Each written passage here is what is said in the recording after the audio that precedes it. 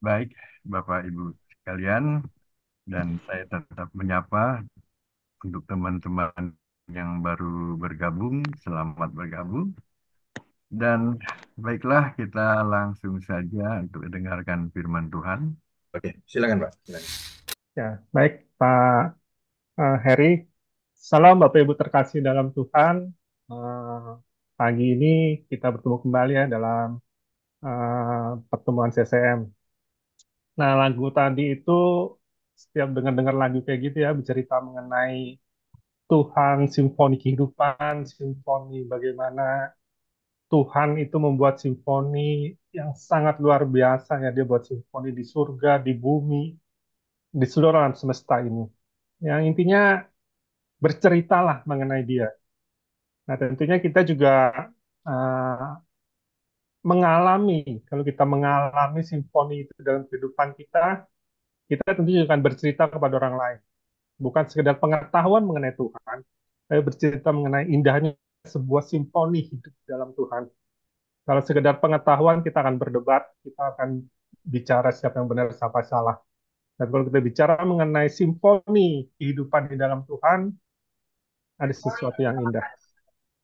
Ya, nah, pagi ini kita akan sharing, izin saya share screen ya. Pagi ini kita akan eh, sama-sama bercerita ya. Kita akan bercerita, kita akan juga sama-sama nanti akan menceritakan bagaimana Tuhan kita Yesus Kristus itu. Nah, judulnya adalah Yesus Kristus adalah Tuhan. Jadi kita eh, akan sama-sama melihat dari Filipi 2 ayat 5 sampai 11. Nah, terjemahannya saya menggunakan ayat ini, teks ini aslinya adalah dari kitab Bizantin. Ya, kitab Bizantin. Nah, ini diterjemahkan oleh Biblicals Biblical Center. Jadi, mungkin ada ayat yang berbeda dengan LAI. Nah, tapi ini diterjemahkan secara gramatikal. Oke, kita mulai ya di ayat 5, di Filipi 2 ayat 5. Sebab itulah hendaknya hal itu dinyatakan secara verbal di dalam kalian yang juga di dalam Kristus Yesus. Nah, jadi bicara mengenai Tuhan, ya, bicara mengenai Yesus, kita harus menyatakannya secara verbal. Harus nyata, harus nampak, harus benar-benar terlihat. Karena kita adalah catatan yang terbuka. Ya, orang bisa melihat Yesus yang ada di dalam kita. Nah, kita lihat dulu kata di dalam ini, ya di dalam ini adalah diagram, ya, preposisi. Nah, ini ada lingkarannya, ya, ini ada kotak. Nah, N itu pengertian di dalam tuh di sini, di dalam sini. Nah, pengertian di dalam Yesus adalah kita percaya bahwa Yesus Tuhan dan Juru Selamat kita, maka kita harus diam di dalam sini.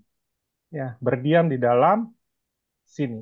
Tidak keluar dari kotak ini. Nah, apa maksudnya? Ketika kita bilang, kita mengatakan bahwa Yesus adalah Tuhan dan Juru Selamat kita bukan seperti numpang lewat. Ya, sekedar percaya, katakan Yesus sudah Tuhan, kemudian keluar lagi. Ya, pada saat kebaktian, pada saat kita pernah, amin, puji Tuhan. Tapi begitu keluar dalam kehidupan kenyataan, ya, baik pekerjaan, baik pelayanan, apapun itu, seakan-akan Tuhan itu tidak ada. Seakan-akan kita tidak dalam Tuhan, dan seakan-akan Tuhan tidak dalam kita. Ya, nah, makanya pengertian di dalam atau N itu adalah berdiam di dalam. Tidak berpindah kemana-mana, tidak masuk, kemudian keluar, atau sekedar numpang lewat.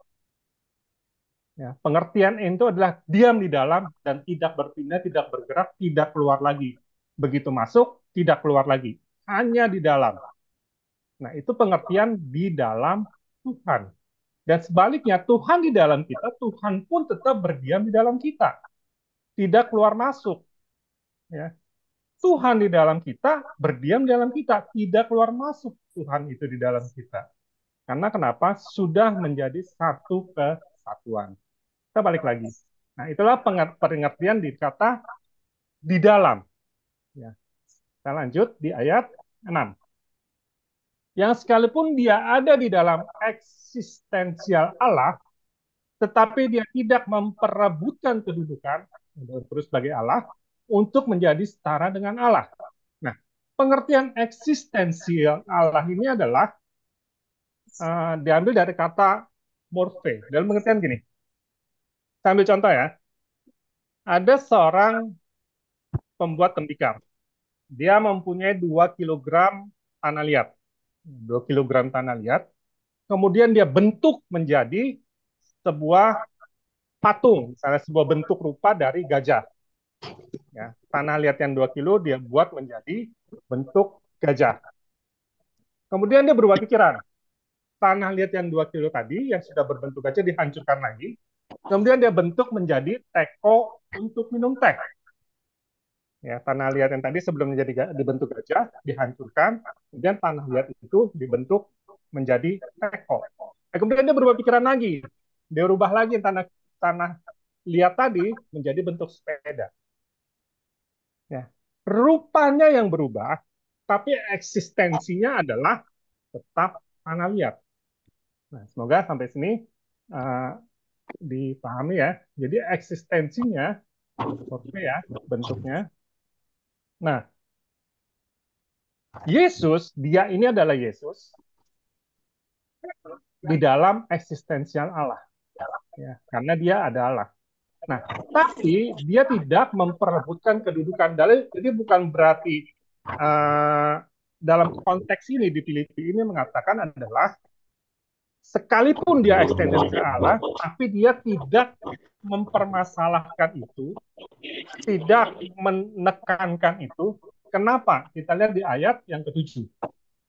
Ya, kita lihat di ayat yang ke-7. Tetapi dia telah mengosongkan dirinya sendiri, dia telah mengambil rupa seorang hamba, dan menjadi serupa dengan kebanyakan manusia. Nah, disinilah poinnya adalah Yesus telah mengosongkan dirinya sendiri. Dia mengosongkan dirinya sendiri, keilahiannya dia kosongkan. Ya, dia mengosongkan. Nah, pengertian kata mengosongkan itu adalah ini ya, dari ekenosen. Nah, kita lihat grafiknya lagi. Ek itu adalah keluar. Dia keluar di sini. Tapi masih di dalam lingkaran ini ya, keluar. Itu pengertian dari X. Jadi, dia mengosongkan dirinya sendiri. Kenapa? Karena dia akan mengambil rupa seorang hamba. Ya, dia telah mengambil rupa seorang hamba. Nah, rupa di sini adalah orphan. Nah, saya katakan tadi, saya contohkan tadi adalah seperti tanah liat. Eksistensinya adalah, sorry ini ada yang, ini nggak ya, bisa tolong di mute nggak? Ada suara yang bocor. Dia telah mengambil rupa seorang hamba. Nah, tadi saya jelaskan adalah tanah liat itu mau dirubah bentuk rupanya apapun, eksistensinya tetap tanah liat. Nah, dalam hal ini Yesus eksistensinya adalah Allah. Sekalipun dia mengambil rupa seorang hamba. Ya. Dia mengambil rupa seorang hamba. Tapi eksistensinya dia adalah Allah. Ya. Dan menjadi serupa dengan kebanyakan manusia. Ya, ada kata serupa, menjadi serupa. Serupa itu tidak sama dengan. Ya, serupa berbeda dengan sama dengan. Jadi dia menjadi serupa dengan kebanyakan manusia. Ya, tapi dia Allah. Ya, yang menjadi serupa dengan kebanyakan manusia. Jadi Yesus adalah Allah 100%, ya, bukan 50% Tuhan, bukan 50% manusia. Dia Allah 100%. Ya, yang mengambil rupa, serupa dengan kebanyakan manusia. Ya. Nah, ini pengertian dari ini. Nah, kemudian kita lihat. Ayatnya dikuatkan dengan Yohanes 1 ayat 14. Dan Sang Logos itu telah menjadi daging. Saya stop dulu ya. bukan menjadi manusia. Ya, kalau manusia ini adalah antropos, ya, ini adalah SARS. Jadi daging. Daging dengan manusia beda. Dalam pengertian ini, kalau manusia itu antropos. Nah, dan Sang Logos itu telah menjadi daging, dan dia telah membangun tubuh di dalam kami, dan kami telah melihat sendiri kemuliaannya, yaitu kemuliaan anak tunggal dari Bapa yang penuh kasih karunia dan kebenaran. Jadi Sang Logos itu atau Yesus itu telah menjadi daging yang serupa dengan manusia, serupa dengan manusia kebanyakan, ayat yang sering tadi ya, menjadi serupa. Tetapi eksistensinya adalah tetap Allah. Nah, kita lanjut lagi. Filipi 2 ayat 8. Dan dalam rupa sebagai manusia, dia telah didapati sebagai seorang yang merendahkan dirinya sendiri, yang menjadikan dirinya sendiri patuh sampai mati, bahkan sampai mati di kayu salib. Nah, dalam rupa ini, ya, dalam rupa sebagai manusia, atau dalam bahasa aslinya mengatakan adalah skematiknya, skematik atau skemanya di dalam rupa manusia ini, ya, dia telah didapatin, atau dia telah dilihat orang-orang, atau dia telah pada saat Yesus ada di dunia ini, orang-orang dapat melihat, muridnya dapat melihat bagaimana dia merendahkan dirinya sendiri. Dalam pengertian adalah dia meninggalkan keilahian, bukan berarti dia bukan Allah, bukan. Dalam pengertiannya adalah dia tidak membawa-bawa kealahannya itu. Karena kenapa? Dia mengambil rupa sebagai seorang manusia. Ya. Nah, kemudian adalah dia menjadikan dirinya sendiri. Ya. Nah, ini perhatikan, ini ada kata, selain dia merendahkan dirinya sendiri, berarti dengan kemauannya sendiri dia merendahkan diri sendiri. Kenapa? Karena dia Tuhan. Merendahkan terhadap siapa lagi? Dia merendahkan dirinya sendiri. Jadi dia merendahkan dirinya bukan untuk siapa-siapa. Ya, karena dia melakukan itu untuk dirinya sendiri. Dan menjadikan dirinya sendiri patuh sampai mati.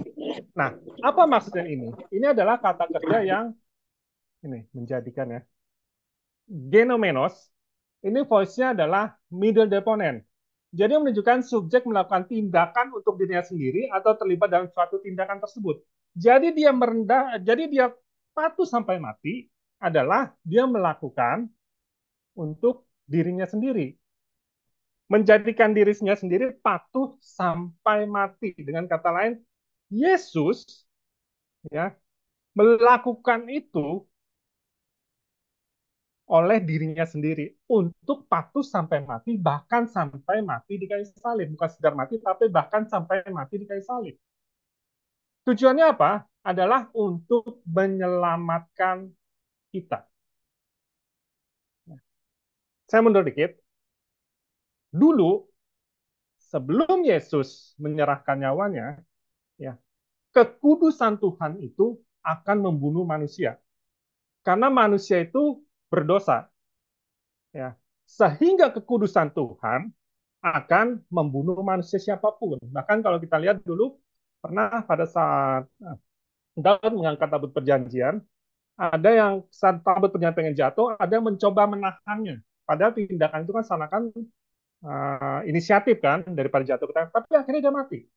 Kenapa? Karena kekudusan Tuhan itu tidak sanggup diatasi, tidak sanggup ditahan oleh manusia. Bahkan para imam pun harus diikat kakinya dengan rantai pada saat masuk ke ruang Maha Kudus.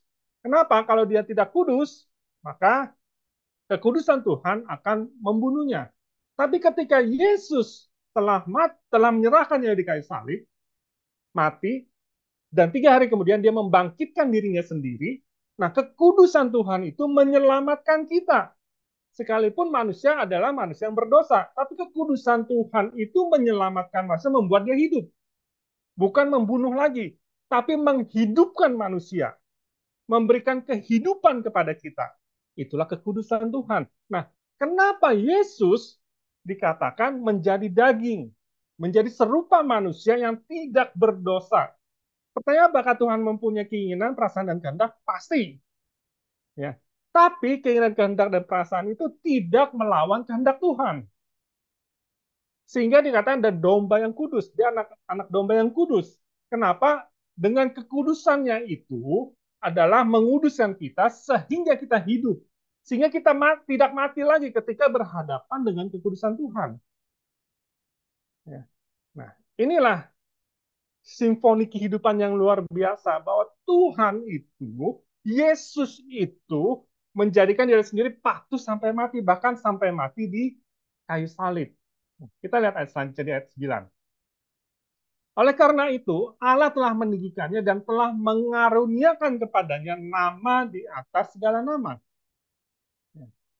Allah telah meninggikan dan Allah telah mengaruniakan kepadanya nama di atas segala nama. Kenapa nama ini sangat penting? Nanti saya akan cerita ya, kenapa nama ini sangat penting. Nama di atas segala nama. Ayat 10. Agar di dalam nama Yesus, setiap lutut bertelut, baik di surga, di bumi, maupun di bawah bumi. Jadi di seluruh alam semesta jagat raya ini, dimanapun itu, adalah di dalam nama Yesus, setiap lutut bertelut. Nah, di mana posisi bertelut ini dalam pengertian tadi kita lihat ada diagram tadi adalah N. Di dalam Yesus bertelutnya. Dengan kata lain, bertelut di dalam Yesus. Dan tidak kemana-mana lagi. Ya, bukan sekedar masuk, bertelut, ya, mengaku Yesus Tuhan, kemudian keluar lagi. Bukan begitu pengertiannya. Lutut bertelutnya adalah di dalam Yesus. Nah, maka dikatakan baik di surga, di bumi maupun di bawah bumi, semua lutut akan bertelut di dalam ayat 11. Dan setiap lidah mengaku bahwa Yesus Kristus adalah Tuhan untuk kemuliaan Allah Bapa. Nah, menyambung tadi yang katakan adalah bertelut, selain bertelut adalah mengaku atau secara verbal mengatakan bahwa Yesus Kristus adalah Tuhan. Untuk apa? Untuk kemuliaan Allah Bapa. Nah, jadi sekali lagi, ayat ini mengatakan adalah Yesus itu adalah Tuhan. Yesus Kristus itu adalah Tuhan yang ya, Sang Logos ini ya, menjadi daging yang serupa dengan manusia kebanyakan. Itulah Yesus. Itulah Yesus Kristus. Ya. Dia telah menjadikan dirinya sendiri taat sampai mati. Dia telah membangkitkan dirinya sendiri. Kenapa? Karena dia Tuhan. Karena dia Tuhan. Dia bukan manusia, tapi dia serupa dengan manusia. Kenapa? Karena dia Tuhan. Itulah Yesus kita. Ya. Nah, coba saya akan coba kasih lihat ini ya. Ini, ya. Yang kiri ini, ya. Saya katakan bukan orang ya, nama. Ya. Namanya Sanizar Z. Ya, kira-kira umurnya hidupnya 75.000 tahun sebelum Masehi. Ya. Sanizar Z ini ketika arkeolog menemukan kuburannya ya di dalam sebuah gua di daerah Irak di atas Erbil, Irak Utara ya kalau nggak salah. Nah, posisinya saat ditemukan kerangkanya ini dalam posisi bukan seperti kebanyakan orang yang dimakan telentang. Dia mempunyai posisi tersendiri dan ada sebuah batu yang seperti bantal di bawah kepala yang diletakkan. Ya. Kemudian ada semacam bunga-bunga yang diletakkan di sekitar jenazahnya. Ya, dia diletakkan di sebuah sungai aliran kecil, kemudian diperlebar jadi semacam bentuk pemakaman. Nah, jadi ini adalah spesies dari Neanderthal. Ya. Nah, spesies Neanderthal ini berbeda spesies dengan kita. Kita digolongkan dengan Homo sapien atau manusia modern atau keturunan Adam. Jadi Neanderthal ini adalah spesies yang lain. Tapi dia serupa dengan kita. Karena di dalam gen manusia modern, itu ditemukan ada sedikit gen Neanderthal. Kemungkinan pada saat itu mereka kawin campur ya. Sehingga ada gen ini. Nah, tapi dikatakan Neanderthal ini adalah uh, ya serupa dengan manusia walaupun berbeda spesies dengan kita manusia modern. Nah, bicara tadi kuburannya adalah bahwa diduga, para ahli menduga bahwa orang-orang pada zaman itu 75 tahun sebelum Masehi ini jadi zaman esnya Pleistocene, jadi zaman es itu sekitar 200.000 tahun ya sampai 24.000 tahun sebelum Masehi. Nah, dia hidup di periode ini, jadi zaman periode Pleistocene akhir, periode es akhir. Nah, kalau seseorang uh, dimakamkan dengan pola tertentu, berarti masyarakat itu mengenal apa namanya sosial, kehidupan sosial. Nah, pasti ada sesuatu kenapa dia dimakamkan seperti itu. Ada sesuatu yang melebihi dari pemikiran orang-orang Neanderthal ini, sehingga pemakannya dibentuk seperti itu. Tapi yang paling penting adalah Tuhan bahkan dari manusia yang para ahli memahami bahwa ini manusia yang tertua sampai saat ini yang diketahui Tuhan tuh ada di situ. Ya, Tuhan tuh ada di situ. Neanderthal ini puluhan ribu tahun bertahan di muka bumi yang pada saat itu sangat ekstrim, binatangnya besar-besar, alamnya cuacanya juga ganas, zaman es, tapi mereka dapat bertahan puluhan ribu tahun. Nah, tentu ada campur tangan Tuhan dalam kehidupan mereka. Tapi mereka tidak tahu siapa namanya. Siapa Tuhan itu? Siapa nama Tuhan? Bahkan Tuhan itu nggak tahu bagaimana menyebut nama Tuhan. Ya. Tapi Tuhan tetap menjaga mereka yang Homo Neanderthal ini, yang berbeda dengan kita. Ya, karena dia sudah sanggup bertahan dalam kondisi yang seperti itu puluhan ribu tahun. Uh, spesies ini bertahan. Ya kalau yang di tengah saya nggak usah cerita lah. Ini sama seperti kita kenapa sambil Elon Musk karena ya udahlah dia menguasai ruang angkasa dan sebagainya. Kenapa? Suatu saat misalnya seizin Tuhan, ya Elon Musk membuat koloni di planet Mars dan manusia berpindah ke sana. Ya. Tetap Yesus Kristus adalah juru selamatnya. Sekalipun Yesus datangnya ke dunia, bukan ke planet Mars. Tapi Yesus datang untuk manusia, untuk kita, bukan datang ke sebuah ya sekedar tempat saja.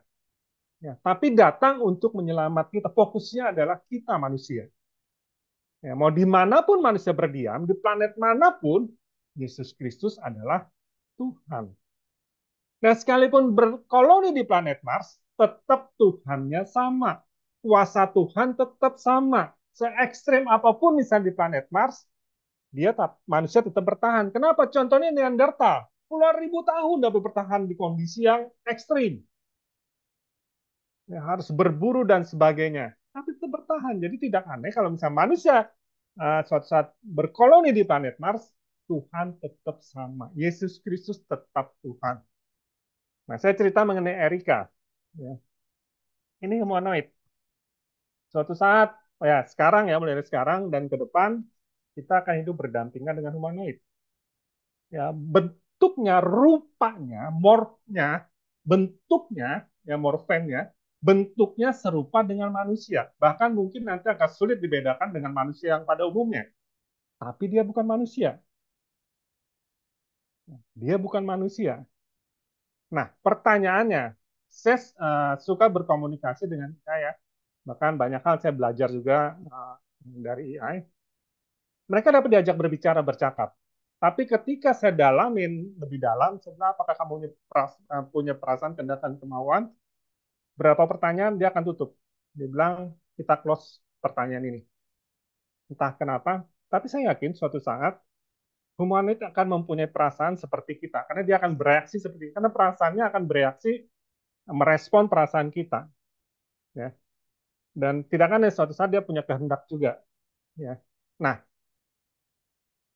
inilah pada saat kehidupan itu berdampingan manusia dengan humanoid, sama seperti saat Homo sapien atau manusia modern berdampingan dengan Neanderthal, ya, Tuhan tetap sama, tidak berubah.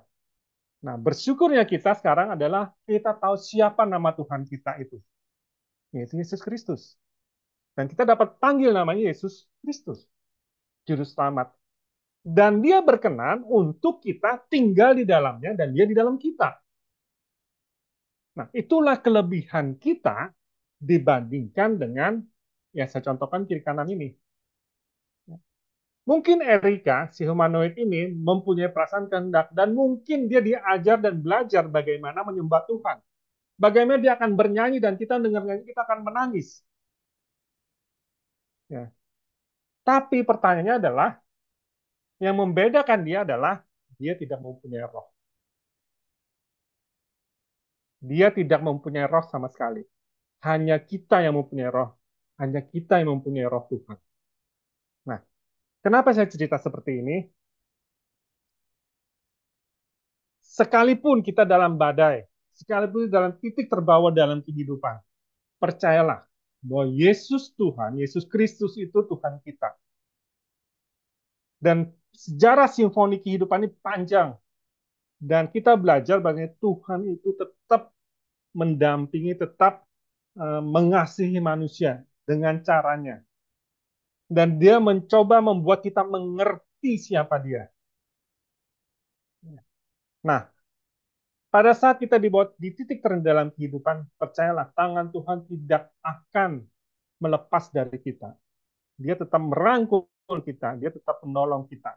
Dan sekalipun misalnya akhirnya berakhir dengan kebinasaan, dengan kematian, bahwa kita tetap meninggal di dalam Tuhan.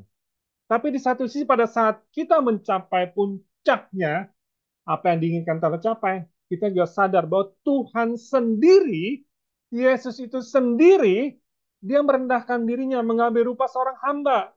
Jadi bagaimana kita bisa mengatakan bahwa kita ini hebat? Ya Tuhan aja bisa mengambil rupa seperti itu. Dia taat sampai mati, dia menyerahkan nyawanya, bahkan sampai mati. Jadi tidak ada alasan seorang manusia untuk menjadi sombong, untuk menjadi menganggap dia lebih, atau menganggap dia di atas segalanya. Ya kenapa? Sekali lagi, Tuhan punya simfoni kehidupan dalam hidup kita. Dan panjang, dari Sanisar sampai Erika mungkin dan berikutnya. Tuhan tetap Tuhan yang sama, yang tidak pernah berubah. Kasihnya tidak pernah berubah.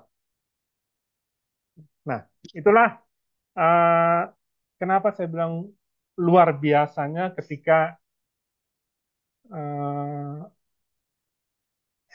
ya, diam di dalam Tuhan. Diam bukan sekedar diam, tapi diam itu aktif.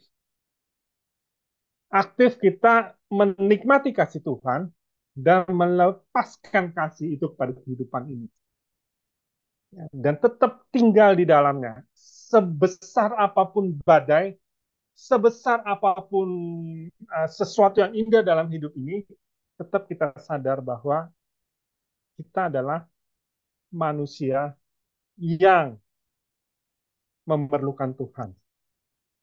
Dan Tuhan Yesus sangat sayang dengan kita. Sedetik pun dia tidak pernah mau melepaskan kita. Setiap hembusan nafas kita adalah kebaikan Tuhan.